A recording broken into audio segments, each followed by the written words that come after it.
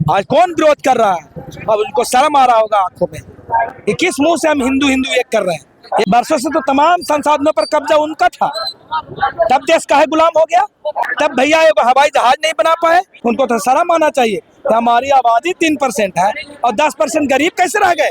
पूरा संसाधन हमारे पास था, का तो बड़े बड़े विश्वविद्यालय दान किए थे, दान करे में गरीब हो गया। अभी हमारी मौजूदगी है बोधगया में और मगध विश्वविद्यालय यहाँ पर है। आज यूजीसी के लोग विरोध कर रहे हैं, बहुजन समाज के छात्र छात्राओं।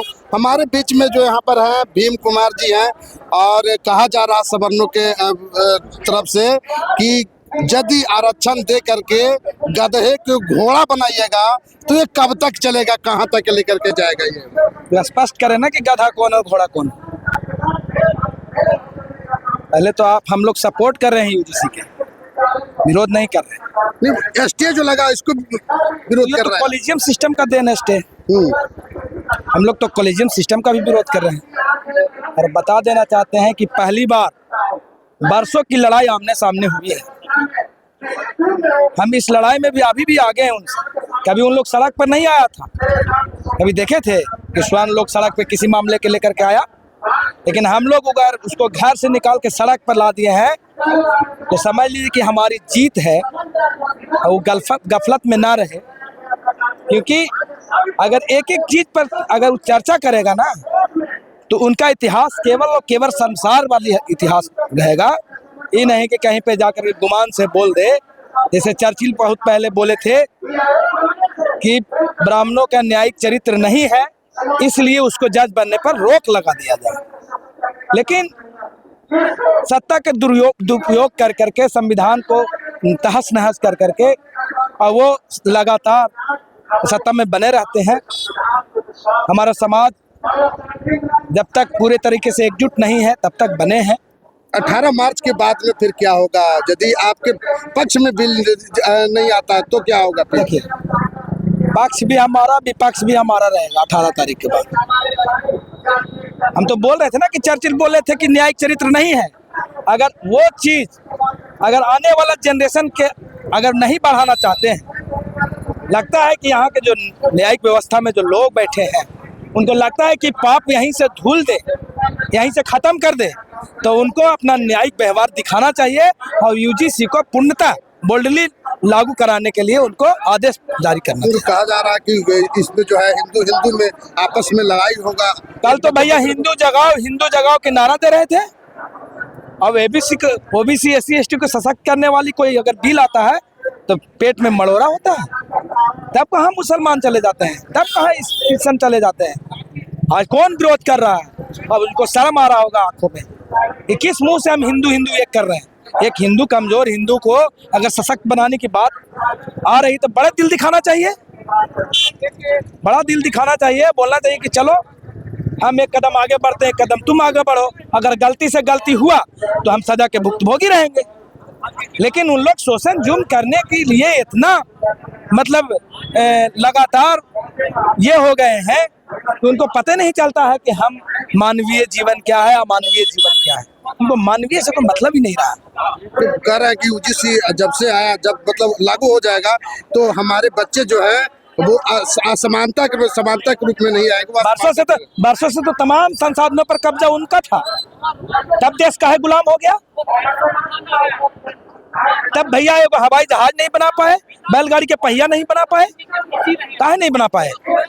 बरसों से सारा संसाधन के मालिक उन्हीं के पास में थे।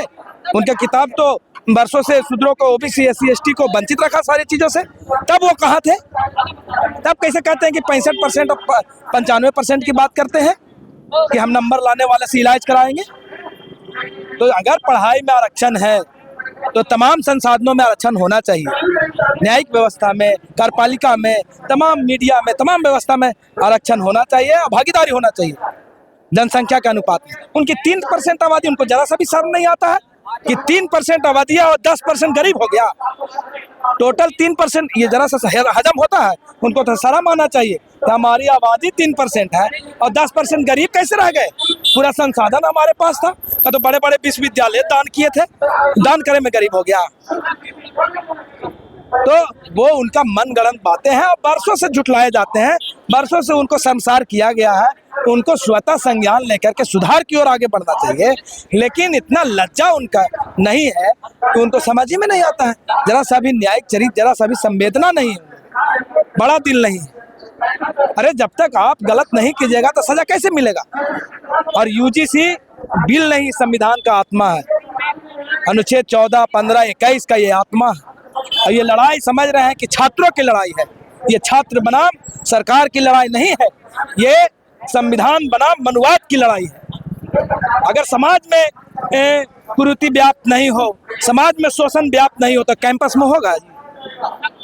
नहीं ना होगा। तो ये सामाजिक जो कुरीतियां हैं वही आपको विश्वविद्यालय तक ले जाती है, जिसका बहुजन समाज वर्षों से पीड़ित हुआ है। इसका उदाहरण है रोहित वेमुला, पायल तड़वी, और आए दिन होते ही जा रहा है इस तरह के उदाहरण। उनको जरा सा भी अगर मतलब संज्ञान है तो उनको खुले हाथ से, खुले दिल से स्वागत करना चाहिए था। सरकार भी तो उन्हीं का है, बहुजन विरोधी सरकार रहा है, पहली बार दिल बड़ा किया है तो कम से कम इसी बहाने मेज तो थपथपाने दो। लेकिन ये बीजेपी का सोची समझी साजिश है, ये यूजीसी बहाना है। बहाना किस? आपस में टकराहट करा करके अपने लोगों को सड़क पर लाने का एक बहाना है, और मुख्य रूप से जातीय जनगणना नहीं कराना है। लेकिन हमारे लोग इतना सजग हो गए हैं कि जातीय जनगणना भी कराएंगे और आबादी के हिसाब से भागीदारी भी सुनिश्चित कराएंगे। ये तैयारी हमारी है। जातीय जनगणना का भी तो स्टे लगा दिया गया है। तो वही तो स्टे लगाए ना, वो तो कॉलेजियम सिस्टम है। जो स्टे लगाता कौन है भाई? स्टे तो भाई SC ST अधिनियम पर भी लगा दिया था, क्या हुआ? तो फिर 2 अप्रैल से भी भयंकर। हम लोगों को तो आदत रहा है कि पहले निवेदन, आवेदन, फिर दे दनादन। तो अभी हम लोग सुप्रीम कोर्ट का सम्मान कर रहे हैं, हम लोग भारतीय संविधान का अनुयायी हैं, इसलिए सम्मान कर रहे हैं। सुप्रीम कोर्ट के जो भी न्यायिक पीठ बैठे हुए हैं उनके अगर न्यायिक व्यवस्था, न्यायिक चरित्र है तो उजागर करें और यूजीसी को स्वतः बोल्डली एकदम लागू कराएं। क्या कहिएगा? कहा जा रहा है कि आरक्षण वालों को, घोड़ा को, गधा को घोड़ा बना दीजिएगा, सब लोग गधा हैं। जो ये बात को इस्तेमाल कर रहे हैं, पहले वो 300 साल पुराना अपना इतिहास देखें कि कौन आज तक आरक्षण से जी रहा है। आज बड़े बड़े मंदिरों में, शिवालय में जाके देखिए, कौन कटोरा लेकर के, बड़े बड़े तोंद बढ़ा करके, बड़े बड़े जैसे बंदर का पोछ होता है और सही माथा में वो पोछ लगा करके बैठा हुआ है और आरक्षण का जो भूत भोगिया जो बोल रहा है और आरक्षण का लाभ उठा रहा है, वो हम लोग को सिखाएगा। हम लोग यहाँ के बहुजन समाज जो उन्हीं के हिसाब से ना, जो वर्ण व्यवस्था बनाया गया उन्हीं के हिसाब से उसने लिखा कि सेवा करने वाले, तो सेवा करने वाले हम लोग। पूजा पाठ करना जन्मसिद्ध अधिकार है, ये तुम डिसाइड करोगे, तुम डिसाइड करोगे कि पूजा पाठ करना किसको अधिकार है।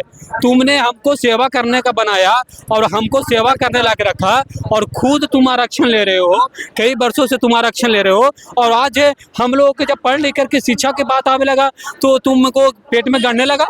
देख लीजिए, इन लोगों के पास कोई बोलने की बात नहीं है, इन लोग जबरन कुछ भी बात बोल देगा।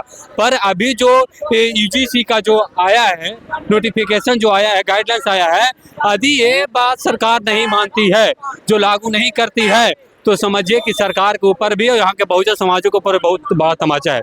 सरकार ने ऐसा निवाला लिया है कि न इसको फेंकने में बन रहा है न निगलने में बन रहा है। क्योंकि एक तरफ बहुजनों की जो 85% आबादी है और एक तरफ 10-5% जिसका आबादी है, वो उसके तरफ कैसे जाएं और उसके पक्ष में कैसे हम बोले और इधर बहुजनों के पक्ष में कैसे बोले, ये बहुत बड़ा विषय है। पर इसमें भी सरकार को यदि भलाई चाहिए, सरकार को, इसने तो बहुजनों को हमेशा से ही अधिकार को छीनने का काम किया है, पर मोदी जी ने यहाँ के बहुजनों को दिल जीतने के भी काम किए हैं। तो एक बहुत अच्छा मौका है मोदी जी के पास, क्योंकि आपने जितने कुकर्म किए हैं बहुजन समाज आपको माफ कर सकता है। कब?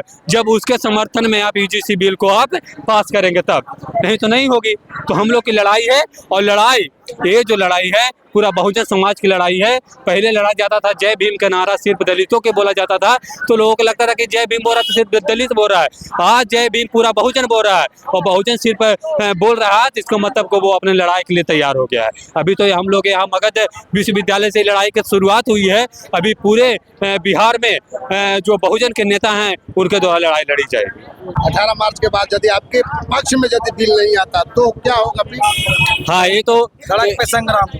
हाँ बिल्कुल, हमारे जो नेताएं हैं, बड़े बड़े जो नेता हमारे बहुजन समाज के हैं, ये पूरा 2 अप्रैल देखे ना आप, महज एक दलित की जो आबादी है भारत में, जो है 30% है, 27-28% जितने भी जनसंख्या हमारे दलितों की है, उसके द्वारा SC/ST एक्ट जब खत्म करने की बात आई तो पूरा दलितों ने रोड पर जाम करके उसको खत्म नहीं होने दिया भाई। तो ये तो पूरा बहुजन की लड़ाई है, जो 85% की लड़ाई है। 85% के मात्र जो लोग हैं, 10% भी रोड पे आ जाएंगे ना तो ये सरकार पानी पी जाएगी, पानी पीने लगेगी। हमारा महापुरुष पहले ही बोल गए, जब सदन और संस्थान बहरी गूंगी हो जाए तो सड़क पर जोर जोर से चिल्लाना शुरू कीजिए। तो 18 तारीख तक इंतजार कीजिए, अगर सड़क को सूना बनाना है तो हमारे हक में फैसला आएगा, और नहीं तो संग्राम करेंगे, ये सरकार तय करेगी। प्रतिक्रिया कमेंट बॉक्स में जरूर दीजिएगा। फेसबुक पर देखना है लाइक कीजिए, कमेंट कीजिए, शेयर कीजिए, यूट्यूब पर देखना है सब्सक्राइब कीजिए। जय भीम, जय भारत।